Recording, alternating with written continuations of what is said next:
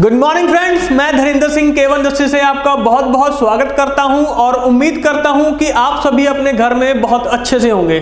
दोस्तों, आज का जो वीडियो है आपके लिए कुछ अलग होने जा रहा है, जैसे कि हम हर बार करते आए हैं। एक ऐसी सीरीज है जो कि हम सिर्फ एग्रो प्रोडक्ट्स के बारे में कर रहे हैं।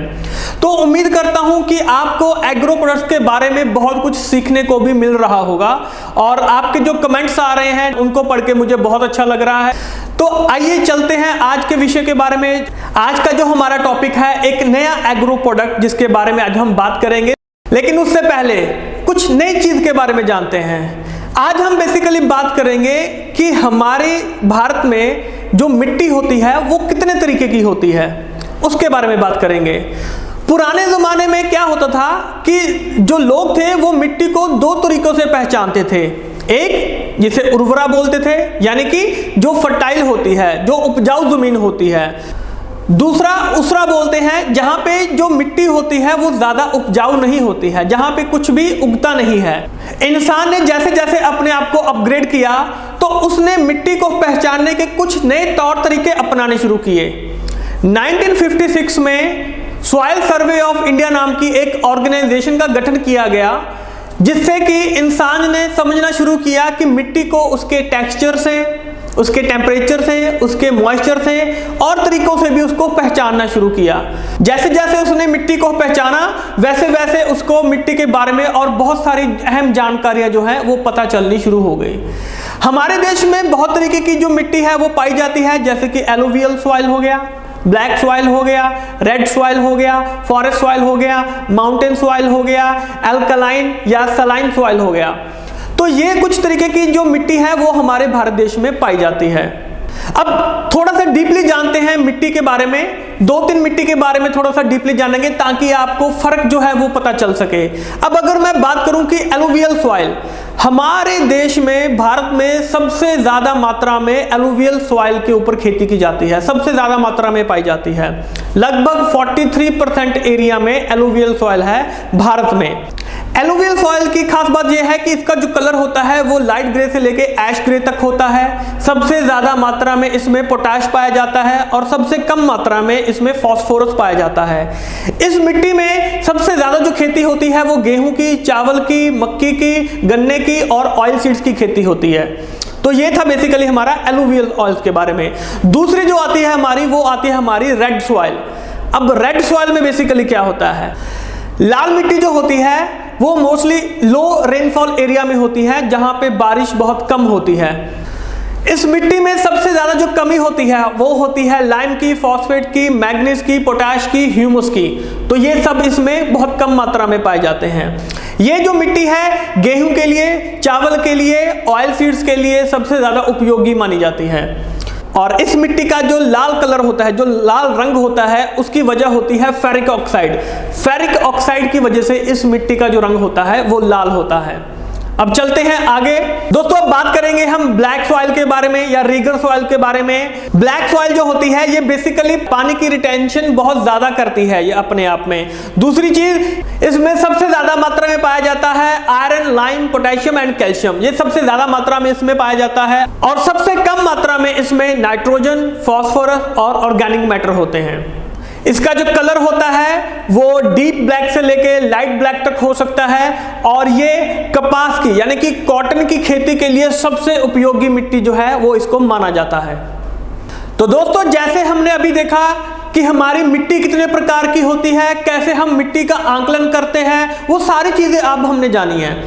तो इसी के साथ आज हम जो बात करने जा रहे हैं हमारे नेक्स्ट प्रोडक्ट के बारे में, उसका नाम है कीवा एग्रो बूस्टर।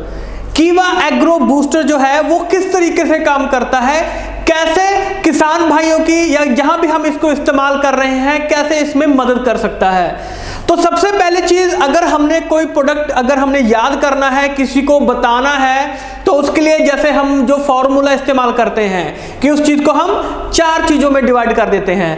पहली चीज आती है इंग्रेडिएंट्स, यानी कि उसमें क्या चीजें मौजूद हैं। तो दोस्तों, कीवा एग्रो बूस्टर में जो सबसे पहली चीज है और एक ही चीज है उसमें, पोटेशियम ह्यूमेट।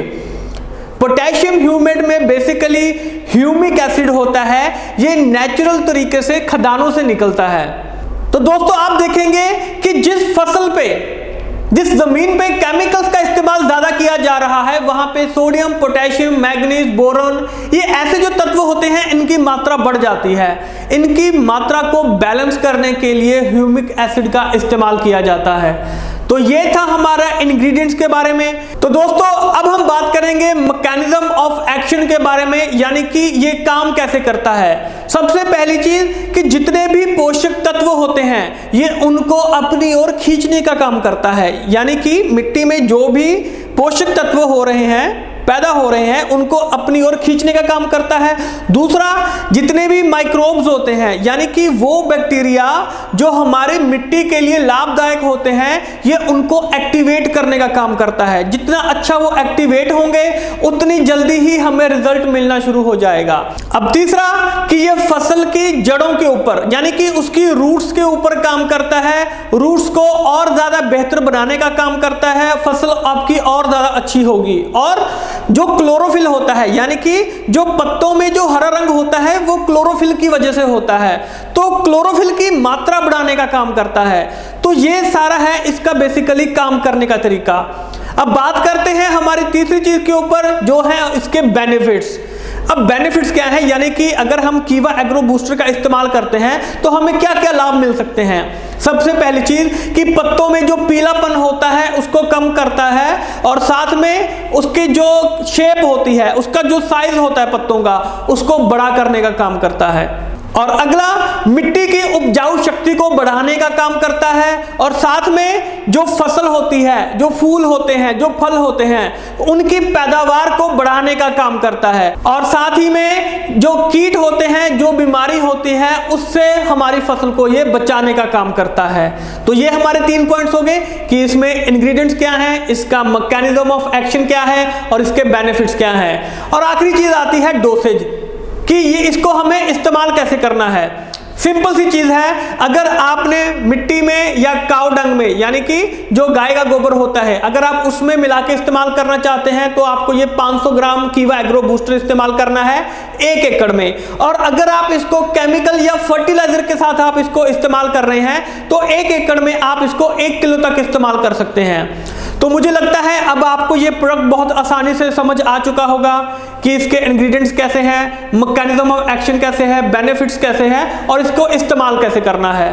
तो इसी तरीके से हमारी ये जो सीरीज है एग्रो प्रोडक्ट के ऊपर, ये ऐसे ही चलती रहेगी। तो दोस्तों आपको ये वीडियो कैसा लगा प्लीज इसके बारे में मुझे कमेंट करके जरूर बताइएगा, और अगला वीडियो आप किस टॉपिक के ऊपर चाहते हैं ये भी कमेंट जरूर कीजिएगा। मुझे आपके कमेंट का इंतजार रहेगा। और अगर आप मेरे साथ एक पर्सनल मीटिंग करना चाहते हैं, बिजनेस मीटिंग, प्रोडक्ट ट्रेनिंग करना चाहते हैं एग्रो प्रोडक्ट्स के ऊपर, तो प्लीज नीचे कमेंट करके बताइएगा। अपने लीडर के साथ बात कीजिए, अपनी टीम के साथ बात कीजिए और नीचे मुझे कमेंट कीजिए। मुझे आपके कमेंट्स का इंतजार रहेगा। इस वीडियो को लाइक कीजिए, शेयर कीजिए और चैनल को सब्सक्राइब करना मत भूलिएगा। जल्द ही मिलेंगे एक नई वीडियो के साथ, एक नए कंटेंट के साथ। तब तक के लिए आपका बहुत बहुत शुक्रिया।